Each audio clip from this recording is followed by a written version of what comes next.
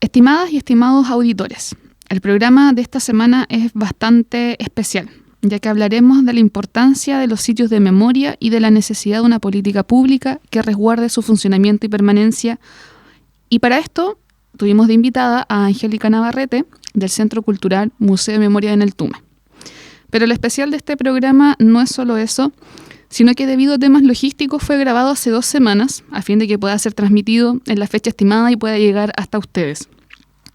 No obstante, como bien quizás saben, el pasado jueves 6 de junio sucedió un lamentable incendio que redujo a cenizas el galpón industrial de Imasa o ex aserradero de Neltume, el perímetro de protección o espacio donde éste se encontraba y que por ley era un sitio patrimonial, dado que a través de su estructura este nos conectaba mucho más directamente con parte de lo que fue el complejo forestal y maderero Panguipulli, COFOMAP.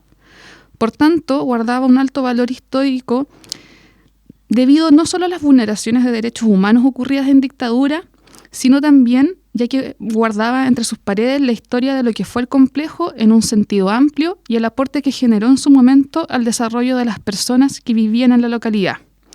Es importante destacar, sí, que este incendio no afectó al museo.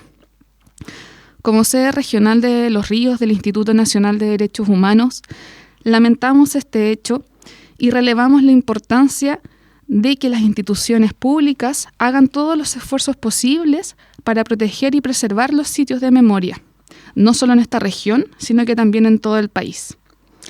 Ahora los invitamos a escuchar el programa de hoy y nos vemos nuevamente en vivo el próximo jueves a las 3 de la tarde a través de la radio UACH. Radio UACH comienza. Siempre he creído necesario estar a tono cada día para no desentonar en esta lucha por la vida. Libres e iguales, porque siempre es tiempo de hablar de derechos humanos. Un programa producido por el Instituto Nacional de Derechos Humanos Los Ríos para la promoción y protección de tus derechos. A cada minuto son ángeles que mandados por el cielo vienen a limpiar la tierra de enemigos potenciales y también ocasionales, dando curso a una guerra que destruye toda vida.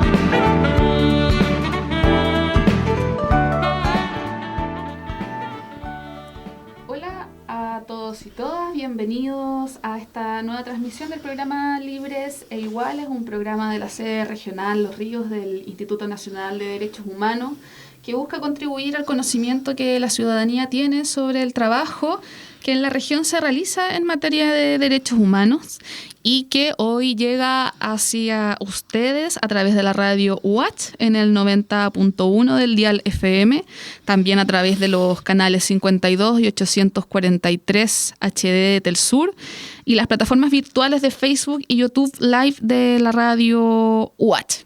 Hoy día tenemos a 2 grandes invitadas que ya nos han acompañado en varios programas desde que hemos iniciado desde el año pasado y hoy día queremos hablar de un tema bastante relevante y para dar inicio quisiéramos entregar una breve introducción.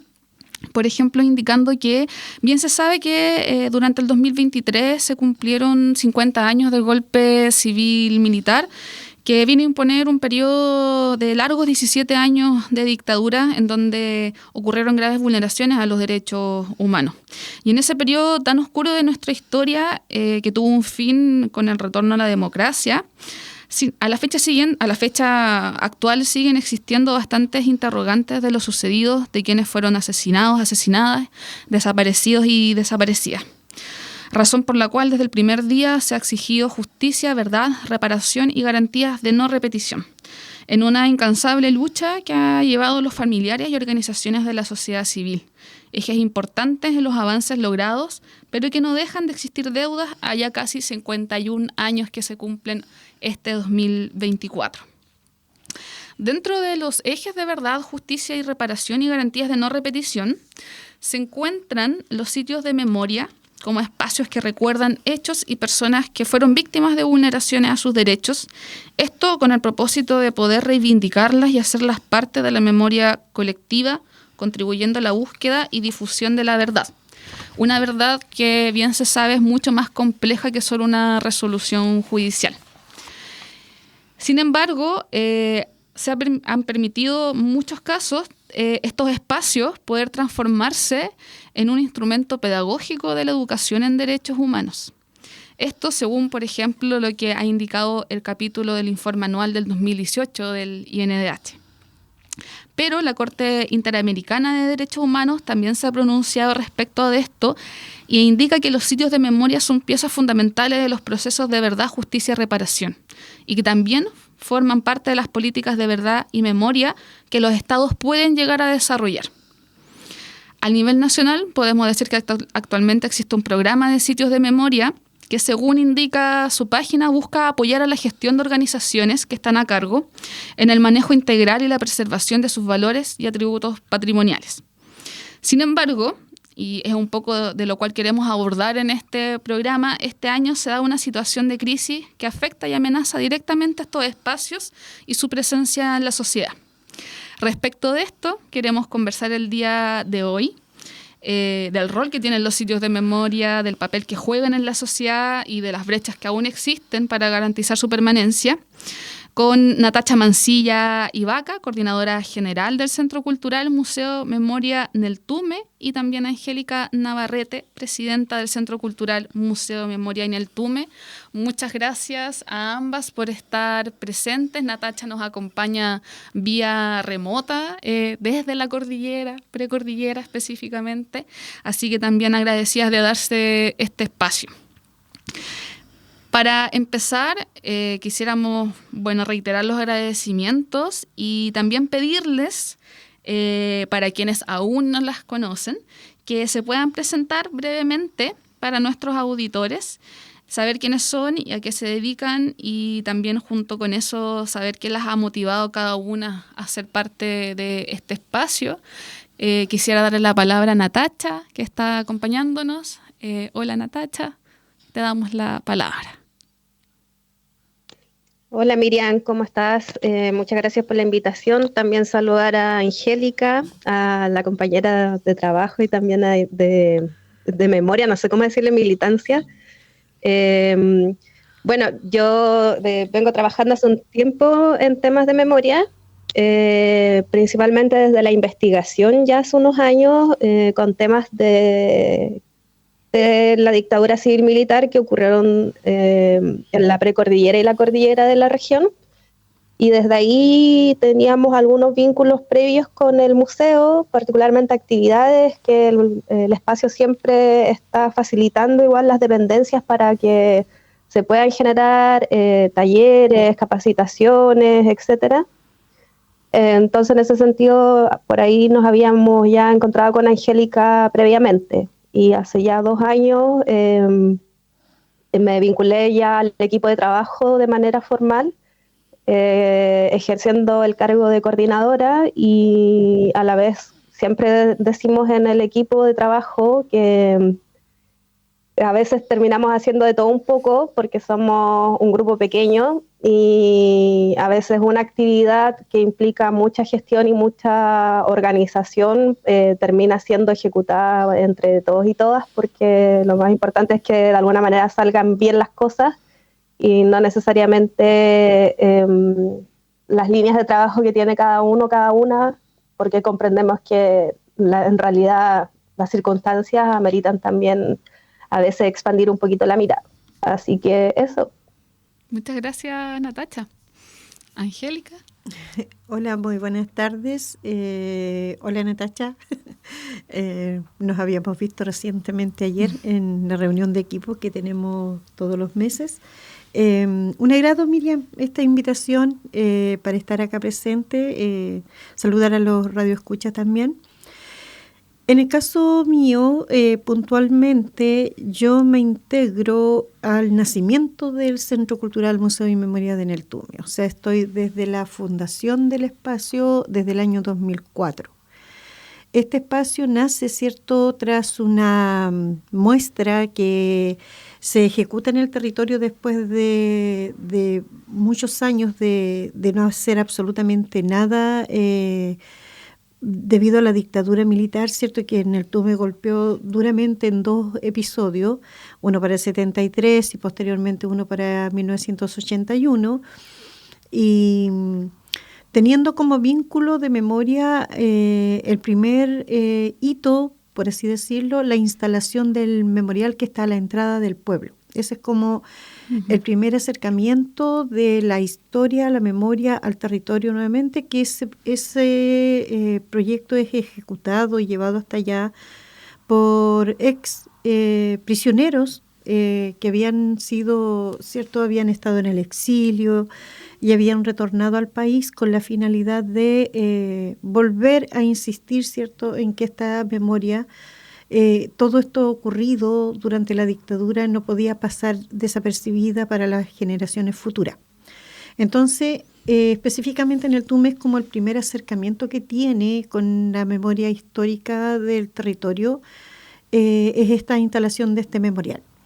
Posteriormente, después viene la publicación del libro Guerrilla en el Tume, que habla precisamente del segundo periodo de la violencia en el territorio, y a la par llega también la instalación de una muestra, que se llamó la Muestra de la Madera.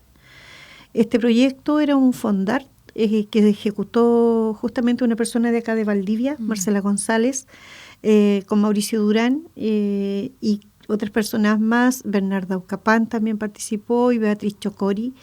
Ellas fueron las primeras que realizan este levantamiento de información en el territorio. Y este fondart dura alrededor de 6 meses, es una exposición, ¿cierto?, que se monta en la que es actualmente la sede de la Junta de Vecinos, pero que en su tiempo fue la expulpería del complejo. Yo diría que en el Tume es uno de los pueblos donde se ha reciclado mucho edificio antiguo, porque así también hay otras dependencias que son de uso público y que pertenecieron también a lo que fue antiguamente el complejo forestal y maderero. Este proyecto termina y son los mismos chiquillos que hacen una invitación a la población para levantar un museo.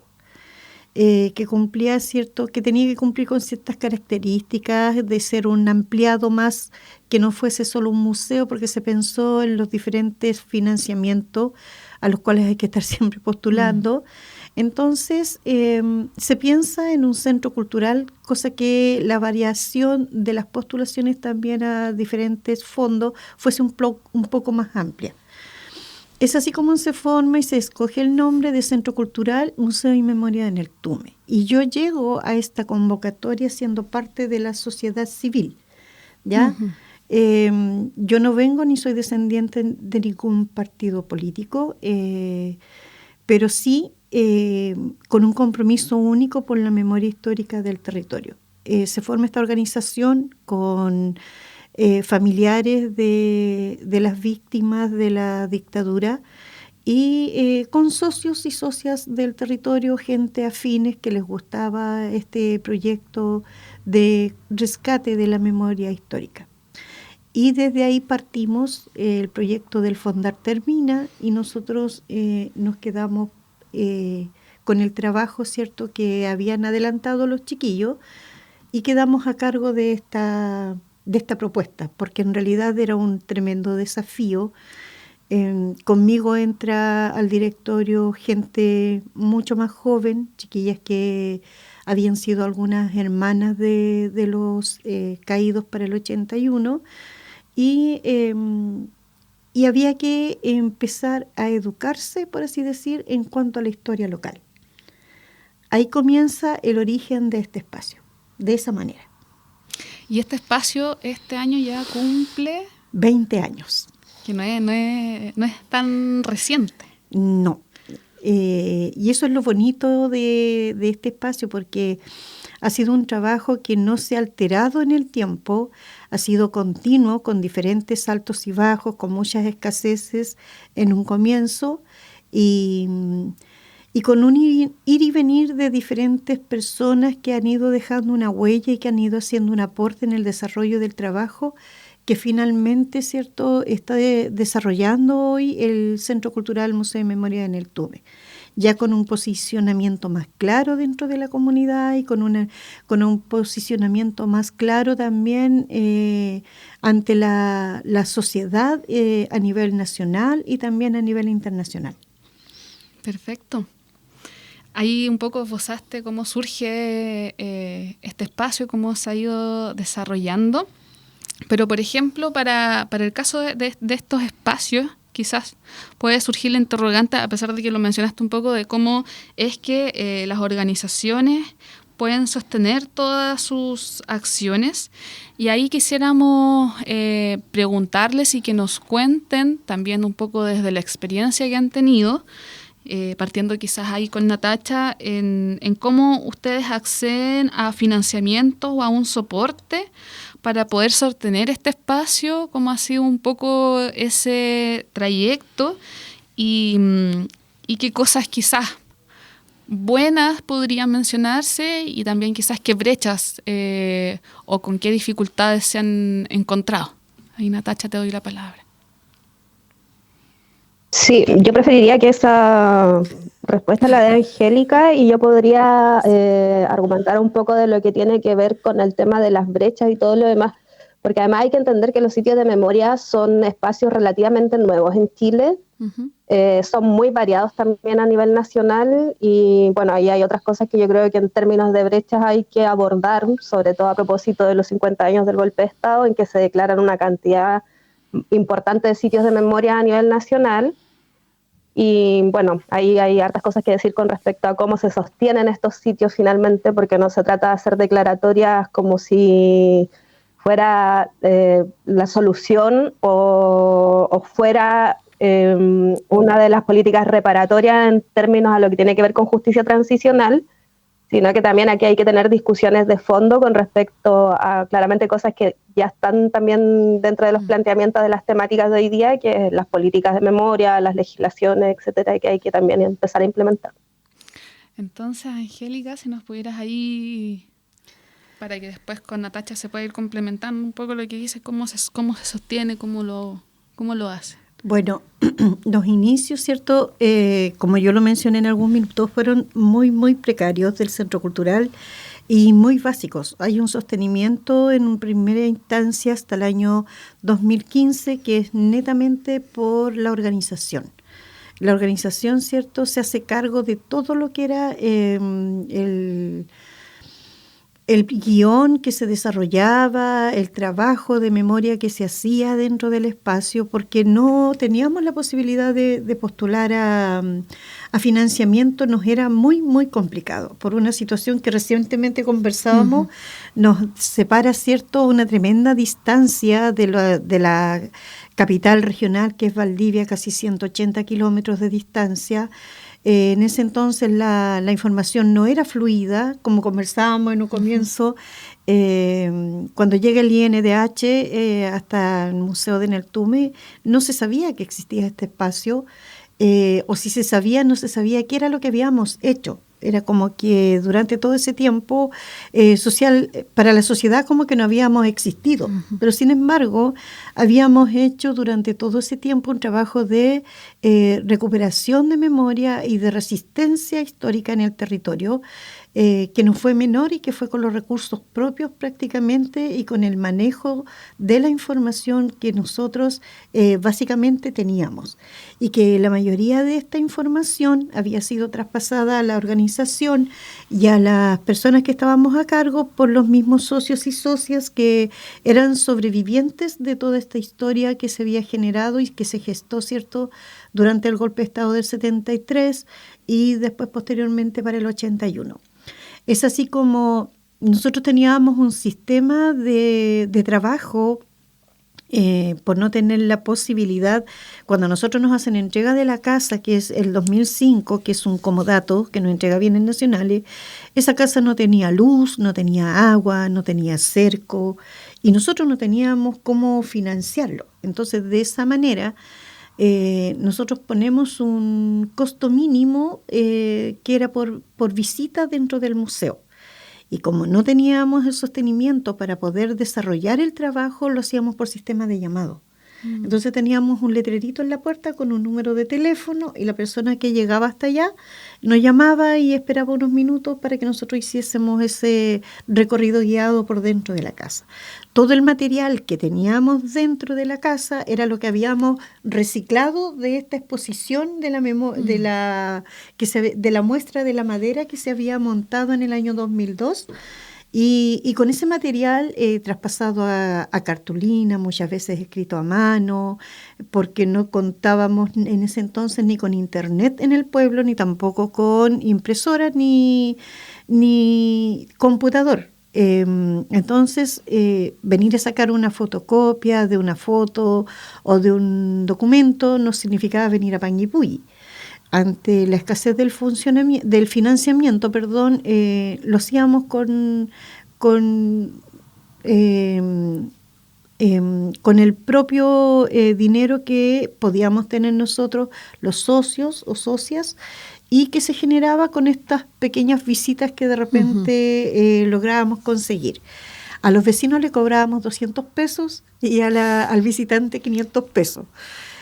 Aún así, por ejemplo, en los veranos, que era el auge del turismo, abríamos y con eso se pagaba un guía que preparábamos nosotras mismas y le entregábamos un recorrido guiado que era lo que tenía que decir y que en caso no conocieran lo que les estaban preguntando, mejor lo dijeran y no se embarcaran en una discusión con una persona que haya pasado por conocedora de la historia y los chiquillos se equivocaran. Siempre tuvimos la precaución de escoger para esto chiquillos que estudiaban, cosa que ese dinero les sirviera a sus casas. Bueno, en ese entonces todavía era posible contratar menores de edad, hoy en día ya no se puede. Entonces, para nosotros era súper fácil que los chicos de Neltume también, ¿cierto?, fueran conociendo su historia y fuesen haciendo estos recorridos guiados. Y posterior a eso, ya en el año 2012, viene la postulación al primer proyecto que nos adjudicamos y que logra renovar la museografía. Esta insistencia de la permanencia en el tiempo es lo que hace que este espacio sea visitado por gente que en realidad conocía la historia del territorio, la historia del complejo forestal y maderero, pero que no sabía la existencia del museo.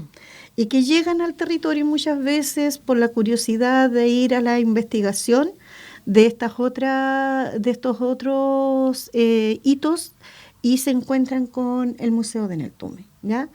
Entonces, de esa manera llega hasta Neltume Cristóbal Vice, que es un investigador, y con él logramos sacar los dos primeros FNDR que nos ganamos y con esta situación ya en camino logramos renovar la museografía e instalar un guión museográfico o un discurso que era más representativo o más sólido tal vez, del que nosotros habíamos tenido hasta esa fecha, que era ya con un trabajo de investigación en medio. Y posterior a eso, el año 2015, recibimos la visita en el territorio de Michelle Bachelet, y con esta visita yo logro tener una entrevista con ella y le expongo la situación del Centro Cultural, que era un espacio que había levantado la sociedad civil, la comunidad de Neltume, pero que necesitábamos el apoyo para poder sacar adelante este espacio y no tenerlo cerrado durante todo el año y abierto solamente en el verano. A partir de ese momento, ¿cierto?, ella hace tres compromisos con nosotros. En primer lugar, un comodato de la propiedad por 30 años, cosa que es lo que tenemos actualmente. Un fondo que iba a generar la restauración de la casa, también se cumplió. Y un financiamiento que se bajaba a través de, en ese entonces, la DIVAM, para el funcionamiento permanente del espacio. La DIVAM, que era la red de biblioteca. Exacto. ¿No? Entonces, como bajaba directamente a la organización, la razón, digamos, se trabajaba a través de la DIVAM. Y producto de esto, yo ahí armó el primer equipo de trabajo, ¿ya? Y curiosamente vuelve Marcela González a trabajar al museo como encargada, como coordinadora de este nuevo proyecto en el que estábamos trabajando. Y a partir de ahí, hasta el año antes pasado, nos habíamos mantenido dentro de ese financiamiento que era muy, muy bajito, y por lo cual también no permitía que se hicieran grandes cosas dentro del espacio. Necesitábamos un cambio, necesitábamos hacer, ya había más exigencias también, porque la misma vinculación que el museo fue haciendo con las escuelas, con la comunidad, empezaron a haber más exigencias. Las visitas de las universidades se fueron agendando cada vez más, y por lo tanto necesitábamos también de alguna manera contratar nuevos profesionales que pudieran realizar este trabajo y desarrollar el trabajo que estábamos teniendo y el cual se nos estaba exigiendo por parte de la sociedad civil de llevar a cabo como centro y espacio de memoria, ¿ya? Eso, ahí, para que Natalia siga en el resto de la conversa. Ahí queda súper claro que en el fondo desde el inicio de este espacio fue un autofinanciamiento. Exacto. Y una autogestión la que permitió ir avanzando. Sí. Perfecto. Eso claramente tiene varias dificultades, varias brechas, y como decía Natacha, también una discusión más de fondo ahí que nos puedes comentar, Natacha. Sí, claro, como dice Angélica, en algún momento el museo avanza, o no sé si avanza, pero de alguna manera ingresa a este financiamiento público que posteriormente ya se empieza a manejar directamente desde el Servicio de Patrimonio, desde el SERPAT. Entonces aquí el Ministerio de Cultura, obviamente a través del servicio, comienza a bajar a través de una glosa presupuestaria que se denomina Instituciones Colaboradoras del Estado. Esta figura apunta a espacios culturales y principalmente espacios patrimoniales como museos o museos de sitio, que son los museos de sitio de memoria, donde se genera un financiamiento desde el Servicio Patrimonio, desde el SERPAT, para que estos espacios estén abiertos a la comunidad y al público en general durante todo el año. Es decir, tratando de seguir un poco la pauta que establece el Servicio Patrimonio, que es la apertura de los espacios de martes a domingo o de martes a sábado, porque a nivel nacional todos los espacios culturales, o sea, patrimoniales y que están protegidos por Ley de Monumentos Nacionales, los días lunes cierran porque se entiende que están realizando trabajos de mantención, etcétera, todo lo demás. Entonces, dentro de esta glosa presupuestaria, que son las instituciones colaboradoras, existen desde sitios de memoria como Londres 38, Casa José Domingo Cañas, el Museo de Neltume, el Museo San Francisco. Entonces, no es una glosa que esté destinada a sitios de memoria, es diversa. Se ingresan algunos sitios de memoria porque necesariamente el Estado, a partir de todos los procesos ya de verdad que se habían instalado, de justicia transicional, de que el Estado también había reconocido ante ciertos organismos internacionales, supranacionales, que iba a dar cumplimiento al tema de memoria o a políticas de memoria, como tú mencionabas, a partir justo de lo que de alguna manera indica la Convención Interamericana de Derechos Humanos. Entonces, en vez de adoptar una política, utiliza como esta figura media extraña de mezclar los sitios de memoria con los museos de todo tipo. O sea, tenéis museos de la iglesia, entre otros, que están en la misma partida. Claro. Entonces, claro, ya la Comisión Ballech yo creo que fue bastante detonante también de que el Estado empezara a buscar las formas a través de los diversos gobiernos, tanto Lagos como Bachelet, creo que fueron algunos de los gobiernos que intentaron de alguna manera dar el vamos al tema de los sitios de memoria, los memoriales, que también son diferentes a los sitios de memoria, y ahí ingresa el museo.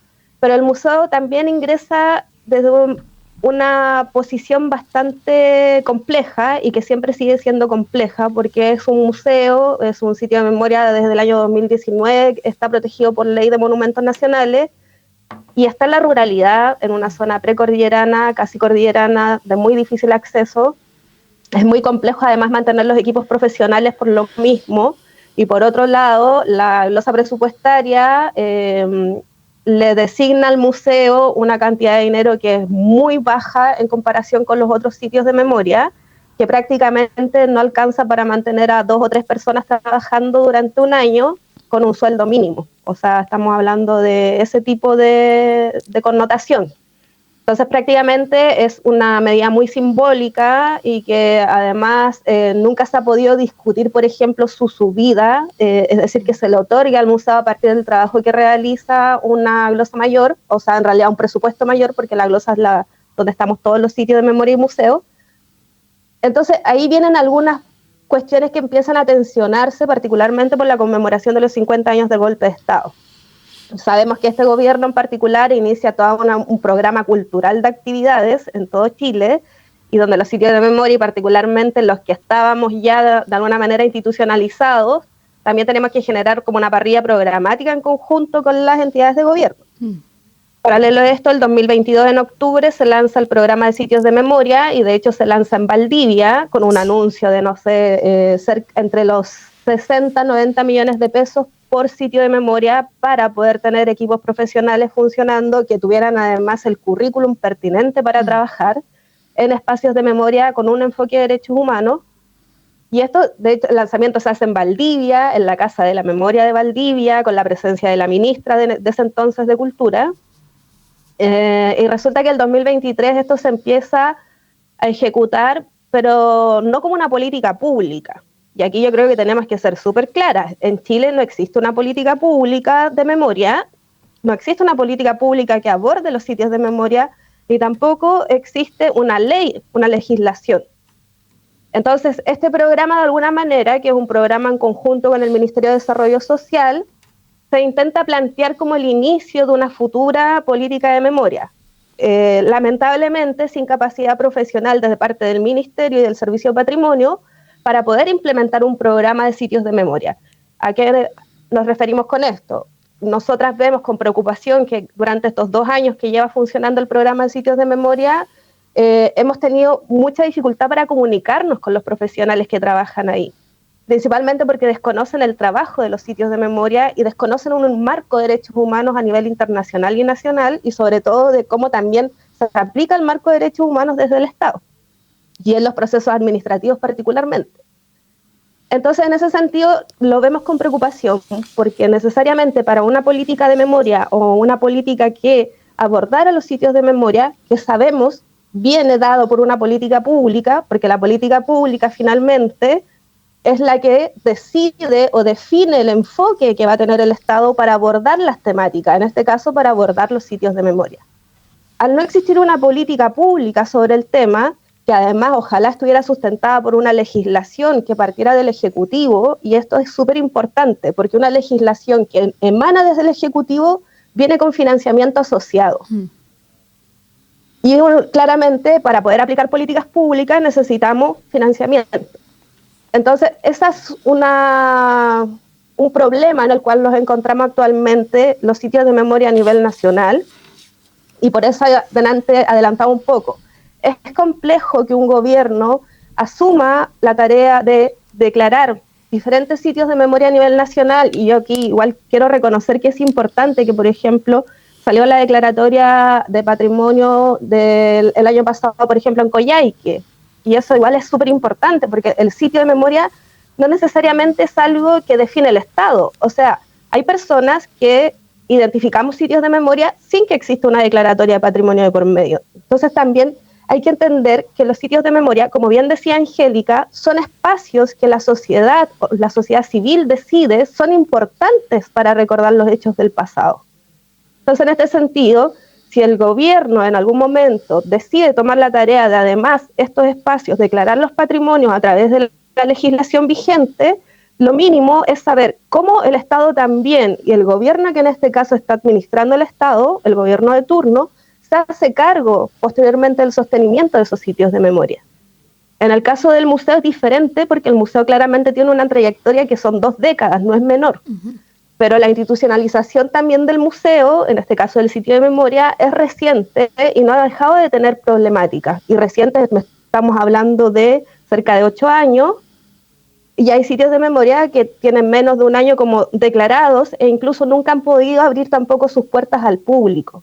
Entonces hay que tener como una visión diferenciada de lo que estamos hablando y entender cuál es la importancia de que el Estado asuma las tareas en términos de reparación, en términos de derechos humanos y en términos de memoria, para poder definir y que la sociedad civil también tengamos claro cuáles son las formas de proceder en este tipo de casos y cuál es el compromiso que asume el Estado real con respecto a las indicaciones que le han hecho en el marco internacional al Estado de Chile y cómo también responde a esas obligaciones que se supone ha dicho quiere comprometer.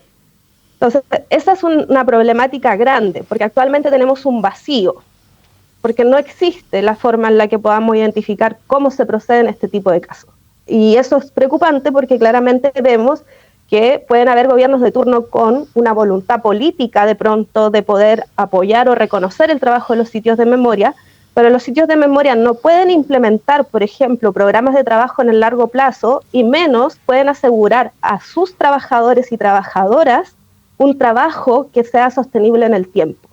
Entonces, ahí claramente, nuevamente, el Estado es garante de la violación de derechos humanos, o en este caso de la vulneración de derechos humanos que afecta directamente a trabajadores y trabajadoras de sitios de memoria, y aquí ni siquiera estamos considerando el impacto que tiene a nivel de salud mental en las personas que administran los sitios, que son parte de las organizaciones, en este caso las directivas, que además deben asumir toda esta conflictividad, siendo casi intermediarios entre el Estado y las personas que trabajan en los sitios, y además asumir todo un conflicto que significa negociar con el Estado en este tipo de situaciones que no dejan de ser violentas y que son finalmente violencia que está propiciando la misma institucionalidad que se está haciendo cargo del tema.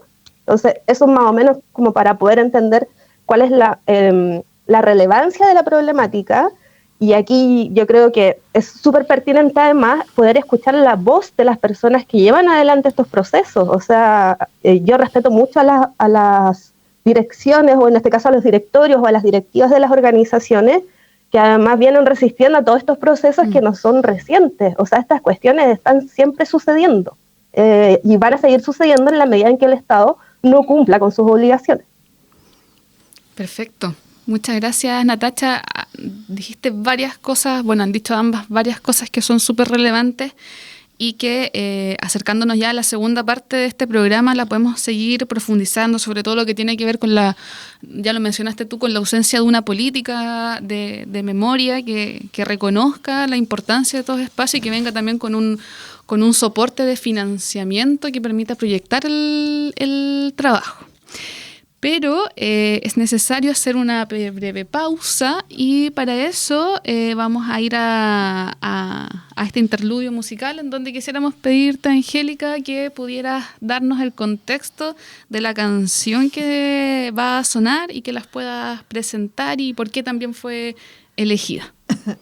Bueno, mayoritariamente por muchas cosas, cierto que Natacha también expresó, para nosotros llevar adelante el desarrollo del trabajo arriba en la cordillera es el doble más difícil y complicado que para un sitio de memoria, ya sea de Valdivia o de una localidad en donde se instalen o se emplacen, por ejemplo, las oficinas donde muchas veces tenemos que hacer trámites.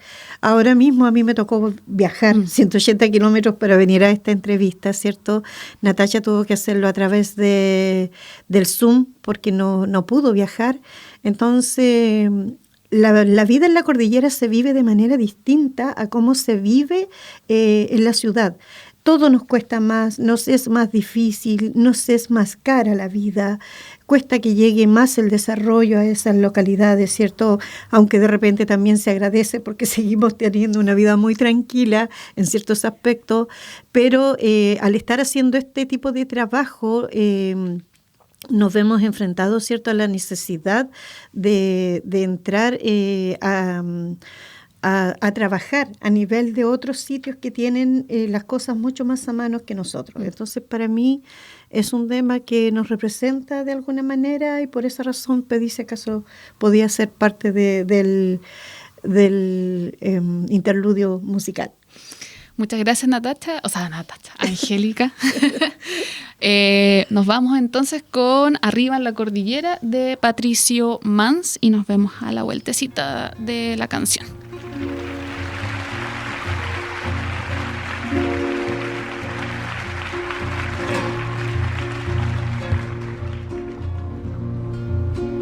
¿Qué sabes de cordilleras si tú naciste tan lejos? Hay que conocer la piel que corona el ventisquero. Hay que recorrer callando los atajos del silencio.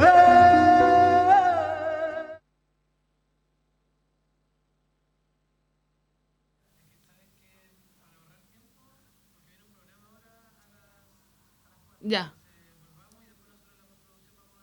Ya, pues, ok, súper.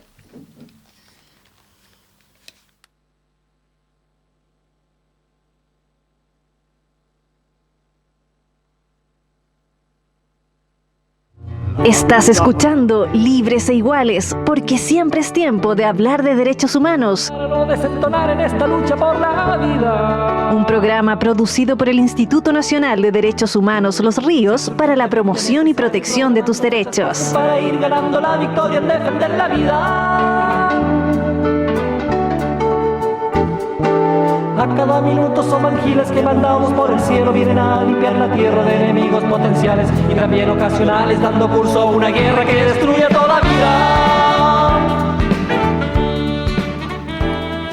Buenas tardes, estamos de vuelta acá en el programa Libres e Iguales de la sede regional Los Ríos del Instituto Nacional de Derechos Humanos. Nos encontramos con Natacha Mancilla y con Angélica Navarrete del Centro Cultural Museo y Memoria de Neltume, hablando sobre los sitios de memoria, sobre varios aspectos relevantes que tienen que ver con este tema, atendiendo también a dificultades que, como bien hemos conversado, vienen hace mucho tiempo, pero que, por ejemplo, este año se han expresado con mayor latencia en una dificultad de financiamiento que ocurrió en el pasado mes de abril.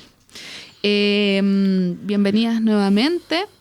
Y ya para empezar con este segundo y último bloque del programa, quisiéramos saber cómo visualizan, y ya lo han comentado también un poco, pero ¿qué opiniones les merece a ustedes el rol del Estado en torno a la aplicación de políticas públicas, en torno a los elementos de no repetición, reparación y verdad? Y sumado a esto, ¿cómo ven ustedes la discusión para el avance de la instalación de una política pública en torno a la memoria, que ya bien sabemos que hoy en día no existe, pero un poco cómo está esa discusión, si existe o no, cómo lo ven ustedes, y también saber cómo ha sido su relación o cómo ven el desarrollo y cómo se ha desenvuelto el programa de sitios de memoria. Ahí no sé quién quisiera. Natacha quizá le da el pase a Angélica. Natacha.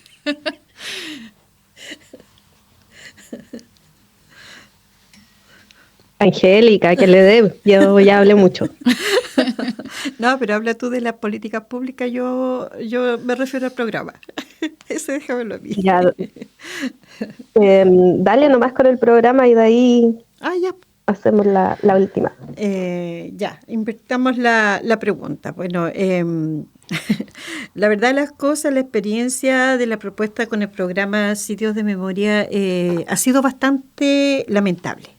Esa es la verdad de las cosas. Uh-huh. Si bien es cierto, el año pasado, que fue el 2023, nosotros, al habernos cambiado a este programa, y por el gran anuncio que se hizo, ¿cierto?, y que se hace acá en la región, y que éramos uno de los sitios seleccionados para quedar dentro de este programa de sitios de memoria, partimos con grandes expectativas y hubo un atraso en la entrega de los recursos, y nosotros entendíamos perfectamente la situación porque era un programa piloto que iba a tener algunas,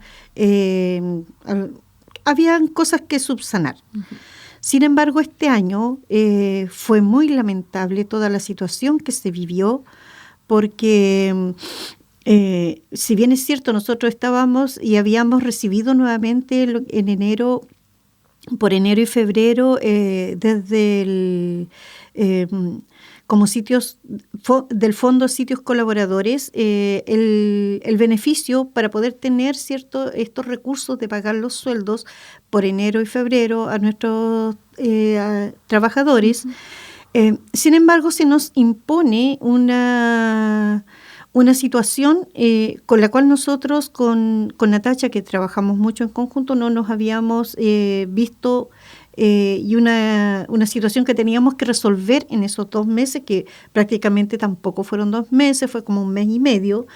Teníamos que gastar en ese mes todo el presupuesto que se nos había adjudicado, ya desde este otro fondo, porque en marzo estaba claro que nosotros teníamos que entrar sin ningún tipo de financiamiento a este nuevo programa que iba a tener la continuidad, porque aparte de esto, este era un programa de continuidad, o sea, nosotros ni siquiera tendríamos que haber postulado de nuevo, sino que se entiende que si es un programa de continuidad, esto automáticamente se renovaba y continuaba. Sin embargo, esto no fue así. Y cuando nos vimos enfrentados al mes de marzo, empezamos a entender de que no íbamos a tener el financiamiento ya en marzo. Entonces empezamos a hacer las primeras indagaciones, por otro lado, en compañía de otros sitios que también ellos fueron un paso más allá, por así decirlo, y pidieron una entrevista con la ministra de Cultura. Y ante esta entrevista, nosotros, como no nos alcanzamos a vincular por la distancia, no podíamos llegar hasta Santiago, ellos nos incluyen con una carta. Nosotros hicimos llegar una carta manifestando la preocupación sobre la situación que estábamos viviendo los sitios y argumentando que el programa en sí era bueno, pero que había que fortalecerlo para que los fondos y los recursos llegaran a tiempo a las organizaciones y no nos viésemos en esta disyuntiva de tener que despedir la gente en abril, contratarla en enero, porque esto no es un juego. O sea, nosotros estamos hablando con profesionales que necesitan tener una cierta seguridad de que van a seguir en sus puestos de trabajo el año que viene. Sin embargo, esto no se dio y lamentablemente fuimos acusados en una reunión de desleales por haber hecho esta pregunta ante la ministra. Porque si yo no encuentro la respuesta aquí, yo voy más arriba. Claro. Alguien me tiene que tener la respuesta de lo que está ocurriendo y por qué razón, ¿cierto? Los fondos no se están bajando en la fecha en la que se indicaron. Producto de esto se generaron muchos conflictos en las reuniones que tuvimos internas y esto fue creciendo cada vez más en tensión entre sitios que se pusieron de parte del programa y los que estábamos peleando para que esta situación se resolviera para todos los sitios. O sea, aquí lo lamentable no es que el Estado nos haya dicho que éramos desleales, nosotros del Estado lo esperamos, sino que de los compañeros que estábamos en la misma bancada, que ellos se pusieran en contra de las gestiones que estábamos haciendo, eso era lo que finalmente dolía. Porque finalmente lo que nosotros estábamos haciendo era abrir una discusión para que todos viéramos lo que estaba ocurriendo y que de alguna manera, ¿cierto?, hiciéramos presión todos juntos para que esto resultara. Esto nos llevó a tener muchas reuniones muy tensas y se dio tanto que nosotros ya en las últimas reuniones pedimos un veedor del INDH dentro de las reuniones, porque era demasiada la violencia que se vivía al interior de las reuniones y no lográbamos avanzar. En una primera instancia, después de la reunión con la ministra, se consigue que la directora del CERPAT nos dé una fecha. Ella indica que después del 15 de abril nos iba a tener una respuesta y nos citan a esta primera reunión de la cual yo hablo el 5 de abril, que es donde se produce el quiebre ya y el quiebre de las confianzas y todo tipo de cosas hacia el programa. Y esto logra, es cierto, nosotros inmediatamente ese mismo día, cuando ya nos dicen que el presupuesto no va a bajar hasta el mes de agosto, con Natacha no nos quedaba otra alternativa que citar al equipo de trabajo y exponer la situación en la cual nos veíamos en ese momento. O sea, si ya no habíamos podido pagarle a la gente el mes de marzo, porque estamos hablando de la primera reunión en abril, menos íbamos a tener para pagar abril, mayo, junio, julio, hasta llegar a agosto, que era la fecha en la que nos habían dicho que se iba a bajar el presupuesto. Hicimos también una movilización, por lo cual el museo cierra sus puertas por una semana porque no podíamos seguir trabajando. Y debido a esas muestras públicas que se hacen en diferentes medios, logramos tener otra reunión en la cual ya desde el mes de agosto se acorta el plazo para la entrega de los recursos en junio, ¿ya? De esa reunión tuvimos otra posteriormente en la cual se nos dice que ya el presupuesto iría a bajar en mayo. ¿Ya? O sea que desde agosto avanzamos a mayo y lo que no se había resuelto en casi un año se logra resolver en un par de meses. O sea, en menos de un mes se logra resolver toda esa situación. O sea, queda de manifiesto que quienes están dirigiendo el programa desconocen los funcionamientos de los sitios, no saben cómo se opera, ¿cierto?, al interior y no le tienen el respeto suficiente a estos espacios, los cuales muchas veces son utilizados para programas propios y sin considerar que esa gente que está trabajando tiene un contrato, tiene familia, tiene casa, tiene que pagar cuentas, tiene que seguir viviendo, y si no hay una continuidad y una seguridad en esto, en generarle su sueldo, esa gente lamentablemente se tiene que ir, no puede seguir vinculada a un espacio que no le da ningún tipo de seguridad que vaya a tener el recurso mínimo para poder seguir viviendo a futuro. Para llevar la comida a su casa, para administrar su hogar. Y yo lo dije muchas veces que me llamaron para una entrevista, que nos convertimos los sitios de memoria en violadores de derechos humanos a través de esta imposición que nos hace el Estado. Porque este acondicionamiento no es nuestro, no es de la organización, no es que el Museo de Neltume haya decidido no pagarle a la gente, sino que el Estado no hizo su pega, o los organismos del Estado no hicieron la pega, y lamentablemente la consecuencia fue que los recursos no llegaran a las organizaciones en el tiempo que se había acordado. Y por esa razón, hasta ahora, si bien es cierto los recursos llegaron, no tenemos ninguna seguridad de que esto vaya a continuar para el próximo año. No hay seguridad en la continuidad y eso nuevamente desestabiliza los equipos, porque yo este año ya con Natacha estamos en condiciones de decirle a la gente, si no tenemos una respuesta en septiembre o en agosto con respecto al financiamiento del próximo año, la gente tendrá que buscar otro rumbo. Y el museo y todos los otros sitios que estamos dentro del programa, nuevamente, no sé, pues volver a la precariedad en la cual habíamos trabajado anteriormente y ver de ahí en adelante, seguir concursando para poder seguir obteniendo recursos de algún lado para hacer funcionar y mantener los espacios abiertos. O sea, se mantiene un poco esta lógica de concursabilidad, que es la que amenaza, o sea, la no estabilidad finalmente amenaza también la posibilidad de que sigan. Y que era justamente una de las causales por las cuales nosotros nos cambiamos a este programa, porque se nos ofreció que no iba a ser concursable, y una vez que ya estuvimos dentro, esta mentalidad cambia y nos dicen que el programa de aquí en adelante sí es concursable. Entonces, hasta para nosotros tener que concursar con otros sitios de memoria es una deslealtad tremenda, tener que demostrarle a otro compañero que está haciendo exactamente el mismo trabajo que estamos haciendo nosotros en una localidad distinta, que cuál de los dos es mejor para podernos quedar con la plata. Entonces, esta negociación que ha instalado el Estado con respecto a la memoria y los sitios de memoria es asquerosamente un negocio poniéndole precio para ver quién es el mejor postor que se quede con el monto. Y es muy lamentable. Natacha, ¿hay algo que quieras agregar, comentar?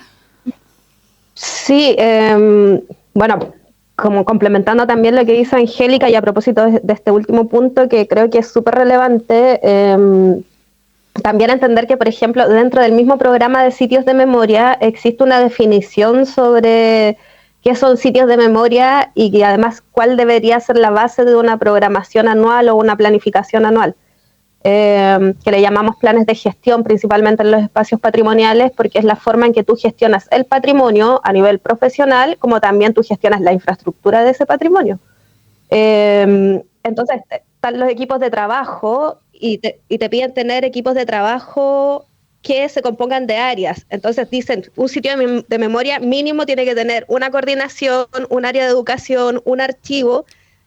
Y para que tú tengas eso, obviamente necesitas profesionales. Entonces, si no hay una política pública realmente que sustente esto, realmente lo que estamos entendiendo es que el Estado, y aquí hay que entender que las políticas de memoria que emanan del Estado a nivel institucional, lo que hacen es institucionalizar la memoria. Entonces, en cierta medida, nos dice cómo el Estado está entendiendo la memoria a partir, por ejemplo, de las graves violaciones a los derechos humanos durante la dictadura civil-militar en Chile.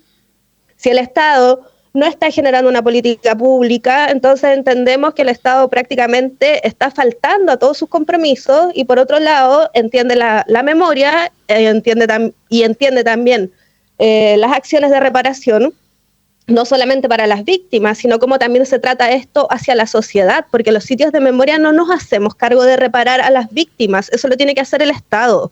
Los sitios de memoria y trabajamos derechos humanos para que estas cuestiones no vuelvan a ocurrir y también para instalar una cultura democrática basada en los derechos humanos. Entonces tenemos un compromiso con toda la sociedad y por eso tenemos nuestras puertas abiertas todo el año, por eso trabajamos con instituciones escolares, por eso trabajamos con otras agrupaciones de derechos humanos, por eso trabajamos con jóvenes, por eso trabajamos con personas mayores, porque creemos que la memoria tiene que instalarse y tiene que construirse por los diversos grupos, principalmente porque hace pocos años, ya hace 5 años del estallido social en Chile, vivimos nuevamente violación a los derechos humanos y en la vía pública, y por los mismos poderes del Estado que habían violado los derechos humanos anteriormente.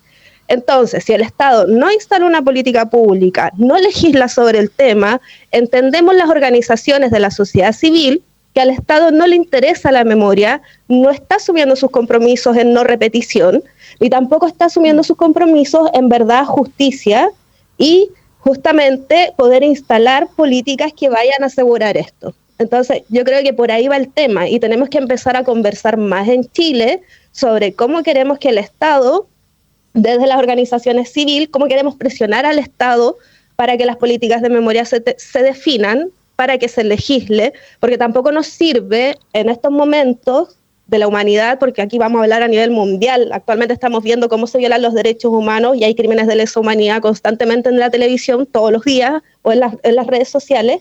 Entonces también tenemos que presionar un poco de cómo queremos que se definan esas políticas y cómo queremos que se legisle con respecto a ese tema. Porque sabemos que también las legislaciones y las políticas públicas son administradas generalmente por grupos de poder. Y aquí las organizaciones de la sociedad civil y aquellas entidades que trabajan con derechos humanos tenemos en conjunto el deber de poder tensionar esto. Si no, claramente vamos a seguir reproduciendo las mismas violencias del pasado y reactualizándolas en función de los intereses que tienen ciertos grupos con respecto a lo que está sucediendo en el presente. Y ahí yo creo que también hay que entender eso. La memoria es una construcción que se realiza en el presente. La memoria no es repetir lo que pasó en el pasado una y otra vez, no. Tiene que ver con, de alguna manera, entregar herramientas para poder comprender lo que nos está sucediendo hoy en día. Y desde ahí su importancia y desde ahí también el desinterés que muestran muchas veces algunas personas en que se traten estos temas a nivel nacional y no solamente que siga estando en espacios específicos donde muchas veces es muy complejo dialogar con otros grupos, o es muy complejo que esto también sea una tarea que asuma la sociedad en su conjunto. Muchas gracias, Natacha. La conversación ha estado muy interesante, han tocado puntos que son muy relevantes y que pueden dar para una profundización mayor, pero el tiempo se nos hizo poco y estamos ya finalizando, pero les invitamos a todos y todas a poder escuchar este programa y también si tienen interés sobre esto, en poder conocer el espacio y seguir profundizando, informarse y también acercarse al Centro Cultural Museo Memoria de Neltume, que menos mal que puede seguir teniendo sus puertas abiertas, pero también les invitamos a reflexionar sobre esta discusión que es muy importante, como bien ambas han indicado. Les agradecemos infinitamente su presencia, sus reflexiones, sus comentarios. Siempre son bienvenidas y siempre para nosotros es un agrado poder conversar con ustedes. Les agradecemos a todos los que están escuchando y nos vemos en una próxima edición. Gracias, Angélica. Gracias. Natacha. Sintonízanos la próxima semana en Libres e Iguales, porque siempre es tiempo de hablar de derechos humanos, un programa del INEDH Los Ríos para la promoción y protección de tus derechos, en Radio UH. Nuestras fuerzas para ir ganando la victoria en defender la vida. A cada minuto son ángeles que mandados por el cielo vienen a limpiar la tierra de enemigos potenciales y también ocasionales, dando curso a una guerra que destruye toda vida.